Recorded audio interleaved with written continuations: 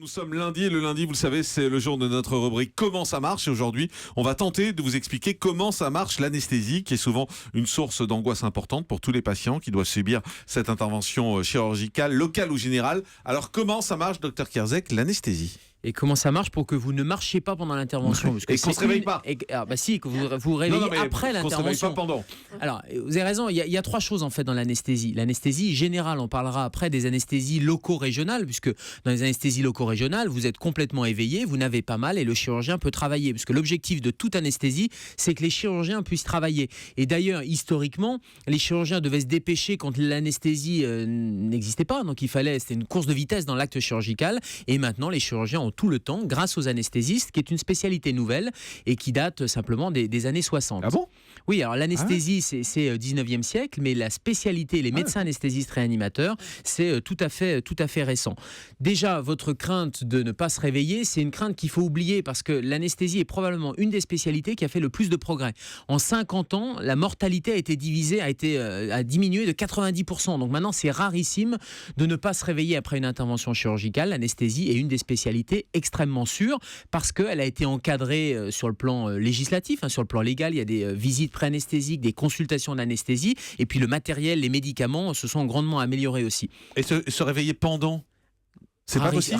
Rarissime aussi. Mais ça arrive quand même. Oui, ça peut arriver, non pas se réveiller, mais d'avoir un patient qui peut bouger ou qui peut avoir une sensation, non pas de réminiscence, mais au réveil d'avoir l'impression de s'être rappelé. Mais globalement, l'anesthésie est fiable. On se réveille après l'intervention et pas pendant l'intervention. Mais c'est impossible de se réveiller pendant vous êtes ouvert en train de vous faire triturer. Parce que c'est pas possible. Mais ça me fait peur, moi. Oubliez ça, c'est notre métier d'anesthésiste réanimateur avec les infirmiers d'anesthésie et puis maintenant, il y a des appareils qui permettent de vérifier la profondeur de l'anesthésie.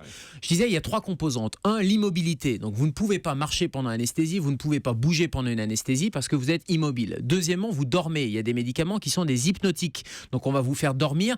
Alors là, pour le coup, on ne sait pas tellement comment marchent ces hypnotiques. On sait qu'ils fonctionnent, on sait qu'ils vous font perdre conscience, mais les récepteurs au niveau du cerveau sont encore peu connus. Donc, c'est une voie de recherche encore importante parce que je vous disais que c'est une spécialité qui est relativement récente. On a des médicaments de plus en plus efficaces, complètement efficaces maintenant, mais le mécanisme est en cours d'élucidation. Et puis la troisième composante de l'anesthésie, c'est la douleur, bien sûr. Il faut qu'il y ait une part d'analgésie, c'est-à-dire qu'on vous supprime toute sensation de douleur. Donc vous ne bougez plus, vous ne sentez plus et vous n'avez plus mal. Et c'est les trois composantes de l'anesthésie générale. Mais on vous endort avec quoi, en fait ? Alors on vous endort avec un médicament qui va vous faire dormir, un hypnotique, qui est un médicament. Alors Michael Jackson l'a utilisé un peu trop, vous voyez, c'est hypnotique, parce que quand on l'utilise sans les appareils d'anesthésie et de réanimation, ça va vous couper la respiration, ça va vous empêcher de bouger et bien sûr, il faut pendant l'anesthésie avoir un appareil qui vous fait respirer. Donc on vous endort et la respiration s'arrête, on va vous intuber et c'est pour ça qu'on met un tuyau dans la trachée, c'est l'intubation qui va vous permettre de faire respirer avec une machine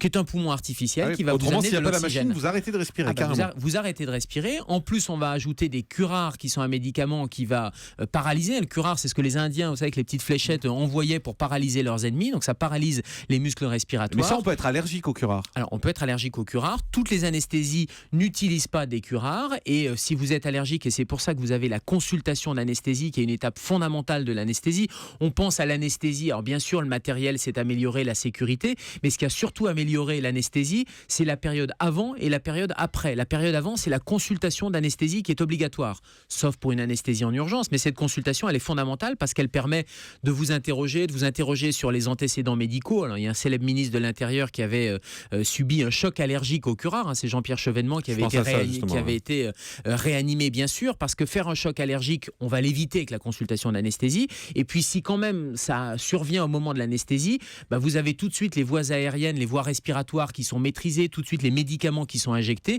Donc, le pronostic est généralement très bon. Donc là aussi, c'est un facteur de sécurité de l'anesthésie. Et la sécurité, c'est aussi après l'anesthésie, c'est le réveil. Et c'est notamment la salle de réveil. Quand vous subissez une intervention chirurgicale, vous ne rentrez pas tout de suite dans votre chambre d'hôpital ou vous ne rentrez pas tout de suite chez vous, mais vous passez par un SAS qui s'appelle la salle de réveil, qui va permettre d'éviter, si jamais il y a ça peut être quoi, justement ? Les médicaments peuvent être relargués dans l'organisme et donc vous pouvez avoir un retardement, un arrêt respiratoire ou le fait de vous réendormir. Les accidents d'anesthésie, il y a 50 ans, c'était ça. C'était des gens qui remontaient un peu trop vite dans leur chambre et les médicaments d'anesthésie n'étaient pas complètement évacué de l'organisme. Donc le fait de passer par ce sas de la salle de réveil permet en toute sécurité de remonter dans votre chambre quelques heures après ou de repartir même à la maison. L'anesthésie a permis la chirurgie ambulatoire, notamment avec l'absence d'hospitalisation. Oui, mais ces salles de réveil, alors vous êtes au sous-sol de la clinique ou de l'hôpital, je sais pas quoi, vous êtes tous dans des petits box avec des rideaux et personne vient vous voir toutes les 2 minutes pour voir si votre cœur s'est arrêté. Il y a très longtemps, vous n'avez pas été endormi, Julie, parce que non, maintenant ça doit faire 10 minutes. Non, Mais non, moi je me sentais complètement seule derrière mon rideau en train de me réveiller et j'avais vu tous les lits comme un dortoir. Quoi. Elle a vu Bataille Fontaine passer, ouvrir le rideau, elle n'a pas compris.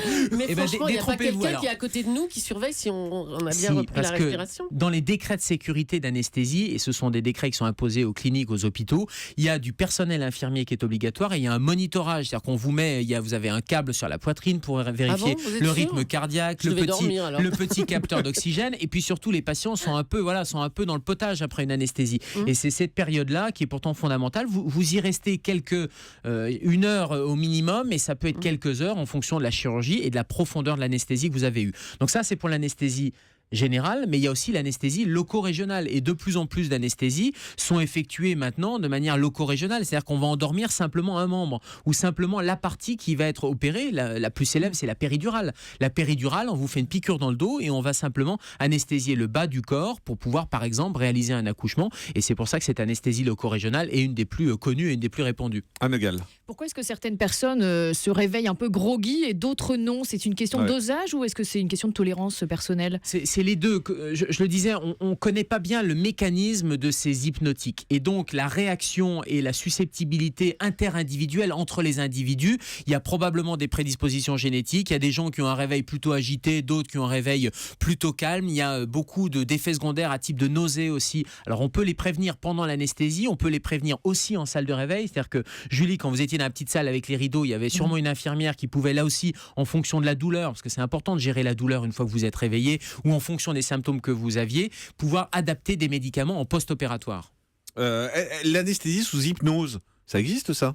Ça existe. Alors, l'hypnose ne remplace pas généralement l'anesthésie. En tout cas, elle vient améliorer, potentialiser et surtout diminuer le recours aux drogues. L'objectif, c'est de vous mettre un minimum de médicaments hypnotiques, de médicaments contre la douleur. Et donc, l'hypnose va venir améliorer votre sensation, votre confort. Et clairement, ça a été démontré par beaucoup d'études scientifiques. Le fait de faire de l'anesthésie sous hypnose permet de diminuer le recours à la morphine, par exemple. Donc, ça améliore les circonstances opératoires. On ne peut pas vous opérer juste sous anesthésie, sous hypnose, pardon. Juste sous anesthésie. Non, oui. sous hypnose. Alors, il y a quelques expériences qui ont été faites en fonction du type de chirurgie. Pour des chirurgies notamment superficielles, vous pouvez être opéré juste sous hypnose. Et puis, généralement, il y a une prémédication, c'est-à-dire que la veille au soir et puis le matin même de l'intervention, on va vous donner un médicament un peu relaxant qui va vous permettre de vous détendre. Et donc, avec des techniques d'hypnose, et il y a des services qui sont spécialisés dans l'hypnose, il y a des médecins anesthésistes ou spécialistes de la douleur qui peuvent intervenir dans les salles d'opération, et ça peut améliorer le confort. Sabrina Philippe? Oui, tout à fait. C'est vrai qu'on le voit, et d'ailleurs on le voit de plus en plus, qu'on peut en effet souvent, pour éviter une anesthésie générale lorsqu'elle ne peut pas être pratiquée justement, lorsqu'elle représente un risque, on peut en effet faire des anesthésies locales et pratiquer l'hypnose. Alors je voulais juste rajouter une petite chose, c'est que c'est vrai que cette peur finalement de ne pas se réveiller, elle date aussi d'un temps beaucoup plus antérieur où on endormait avec de l'éther. Et en fait, il y avait plus de décès liés au mauvais dosage de l'éther que réellement aux complications de l'opération même. Donc dans notre inconscient aussi, on a cette vision où quand on endormait, les doses n'étaient pas forcément bien réparties et on ne se réveillait pas. Oui, puis comme c'est mystérieux, en plus le sommeil c'est quelque chose qui fait un peu peur. Oui, puis c'est bizarre de se rendre compte de rien. C'est ça, surtout qu'on se rend compte de rien, on vous opère, on vous triture, vous vous rendez compte de rien. C'est ça qui est un peu surprenant, quoi. Oui, d'ailleurs, c'est assez intéressant parce qu'il y a eu des études qui ont été faites là-dessus. On remarque souvent que les personnes qui ont subi une anesthésie générale, 15 jours à 3 semaines après, ont des affects dépressifs. Il y a une vague de tristesse souvent qui apparaît, qui ne reste pas. C'est parce qu'on est loin du docteur Kierzek, en fait, ça doit être pour ça. Docteur Pérez. Oui, je voulais rajouter, il y a de moins en moins d'accidents d'anesthésie, et surtout, il y a de plus en plus de personnes à risque qui se font opérer. Il y a une vingtaine d'années encore, on hésitait à opérer des personnes de plus de 90 ans. Ah oui. il y a une aujourd'hui, limite d'ailleurs? Mais non, Aucune. non, aucune limite. Aujourd'hui, c'est monnaie courante de faire des prothèses de hanche apparemment où les gens sont à peu près en bonne santé à 95 voire plus. Dans ma famille, une des personnes âgées, un monsieur qui avait une tumeur, a été opéré à 95 ans et sous anesthésie locale. D'ailleurs, il a eu une péridurale, on lui a opéré de son rein et il est en pleine forme. Donc il n'y a plus de limite aujourd'hui. On est très très fort pour anesthésier des personnes âgées ou même des très jeunes enfants. Après, comme toute intervention médicale, c'est une balance bénéfice-risque. Donc, s'il y a plus de bénéfices au risque, eh bien, on va tenter cette intervention ou cette anesthésie. Et puis après, il y a le choix de la technique, bien sûr, qui va être déterminant. Et on peut aller sur de l'anesthésie locale, potentialisée par de l'hypnose, pourquoi pas, ou du loco-régional, voire de l'anesthésie générale. Et encore une fois, c'est la consultation pré-anesthésique, les salles de réveil et les progrès de la réanimation qui ont permis d'aller de plus en plus loin. Voilà, anesthésie loco-régionale, c'est ça? Loco-régional. Et voilà. départemental, vous faites pas non À tout de suite, Départemental, Laurent. c'est la mode.